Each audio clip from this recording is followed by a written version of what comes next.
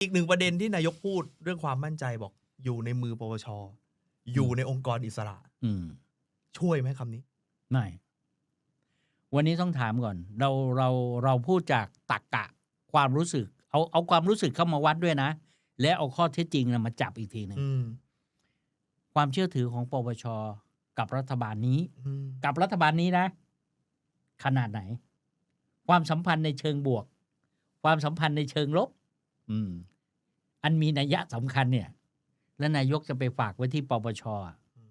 มันไหวเหรอตั้งคณะกรรมการก็เดือดเอาอย่างนี้นะ ถ้าระบบของศาลยุติธรรมเนี่ยถ้าศาลถ้าผู้พิพากษาท่านนั้นเนี่ย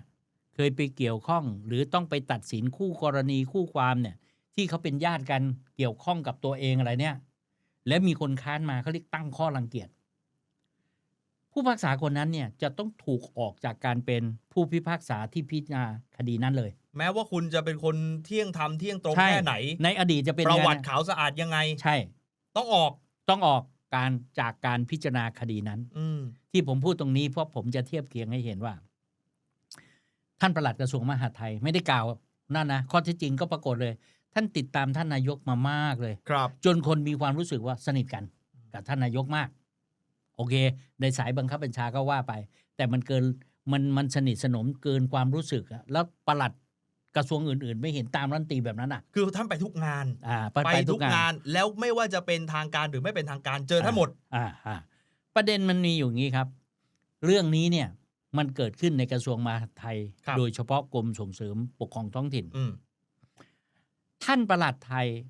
ดกระทรวงมหาดไทยเนี่ยมันมีคลิปเสียงและพูดถึงภรรยาท่านและพูดโยงไปถึงว่าเนี่ยการที่เอาภรรยาของท่านมาพูดในคลิปเสียงเนี่ยข้อเท็จจริงจะเป็นประการใดก็แล้วแต่มันทำให้ท่านปลัดเนี่ยหมดความชอบธรรมมีความหมัวหมอง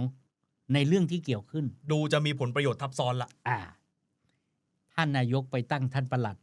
ให้ตั้งคณะกรรมการขึ้นมาตรวจสอบแล้วก็เด้งไปแค่5 คนชุดแรกเด้ง5 คนเลยเห็นไหมรอบที่ปลัดเนี่ยต้องตั้งกรรมการสอบวินัยร้ายแรงใช่ก็จะมี5ข้าราชการของมหาดไทยอธิบดีโดน2 คนแต่เขาก็ไม่ได้ไปนั่งอยู่ในคณะกรรมการสอบวินัยร้ายแรงเองนี่ภาษาเทียบเคียงกันคล้ายๆกับตั้งข้อรังเกียจครับท่านนายกไม่เทียบเคียงหลักการสืบสวนสอบสวนเหรอว่าความเป็นธรรมมันจะมีอยู่คนนี้ถูกกล่าวหาท่านปลัดก็ถูกกล่าวหาด้วยนะเกี่ยวกับเรื่องการสอบด้วยนะแล้วไปตั้งท่านปลัดมาอยู่ใน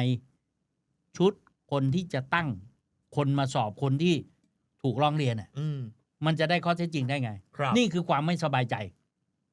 แล้วใครต้องตั้งสอบท่านปลัดเอางี้ก็รัฐมนตรีถูกไหมใครก็ได้หน่วยงานนอกก็ได้จำได้ไหมเวลาเขาตั้งคดีใครนะคดีบอสที่ขับรถใช่เขาตั้งอาจารย์วิชาเป็นคณะกรรมการอิสระขึ้นมาเลยอิสระเนี่ยคือให้ปลอดจากการควบคุมคอนโทรลเพราะเป้าหมายต้องการให้เกิดความเชื่อมั่นเชื่อถือต้องอิสระจริงๆนะจริงไม่ใช่ว่าและไม่ใช่ไปอคติกับคนที่กำลังถูกสอบด้วยนะที่สำคัญก็คือคนเกิดความมั่นใจนี่แหละจะเกิดความสบายใจท่านนายกทำไมไม่เรียนแบบนั้นน่ะไม่เรียนรู้แบบนั้นน่ะคือมันจะเริ่มต้นด้วยความขาวสะอาดก่อนเลยเพราะว่าคนที่มาทำหน้าที่เนี่ยไม่มีผลประโยชน์ทับซ้อนนะคราวนี้ท่านอาจจะพูดได้เต็มเลยว่าสาวถึงใครโดนหมดถูกป่ะและเห็นไหมคุณยอดดูพอต่อมาตั้งท่านรองประกรณ์รองนายกนี่คนนี้ก็ยังไม่มีสายกฎหมายโอเคใช้ได้นะตั้งรัฐมนตรียุติธรรมนะเข้ามาทำการเป็นรองประธานในการสอบแล้วก็มีปลัดมหาดไทยเข้ามาปลัดมหาดไทยนั่งมาอีกอ้าวแล้วเรื่องที่ภรรยาท่านไปพัวพันในคลิปข้อเท็จจริงเนี่ยไม่ได้หมายความว่าต้องเชื่อตามคลิปนะแต่จำเป็นที่จะต้องสอบสิ้นข้อสงสัยแล้วหรือยัง